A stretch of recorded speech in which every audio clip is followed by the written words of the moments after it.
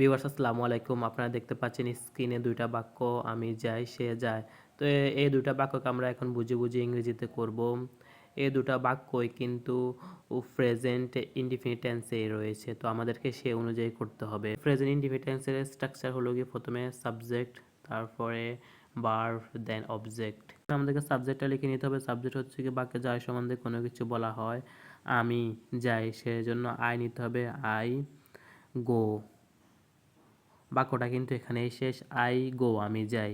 তো সেকেন্ডটায় আসি। সেকেন্ডটা একটু ভিন্নতা রয়েছে। সেকেন্ডটা আমাদেরকে প্রেজেন্ট ইনডিফিনিট টেন্সেই করতে হবে, বাট এখানে সাবজেক্ট ভিন্নতার কারণে ভার্বের সাথে আমাদেরকে এস বাই এস যোগ করতে হয়। প্রেজেন্ট ইনডিফিনিট টেন্সের একটা নিয়ম হলো গিয়ে যখন সাবজেক্টে থার্ড পারসন সিঙ্গুলার অর্থাৎ হি, শি, ইট কোনো কিছুর নাম হয়, সেক্ষেত্রে আমাদেরকে ভার্বের সাথে এস বাই এস যোগ করতে হবে।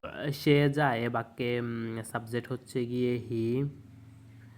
যাওয়ার ইংরেজি আমরা লিখতে পারি গো, বাট এখানে যেহেতু সাবজেক্ট থার্ড পারসন সিঙ্গুলার অর্থাৎ হি, শি, ইট, সেজন্য আমাদেরকে ভার্বের সাথে এস বাই এস নিতে হবে। তো আমাদের ইএস যোগ করতে হবে, হি গোজ, সে যায়।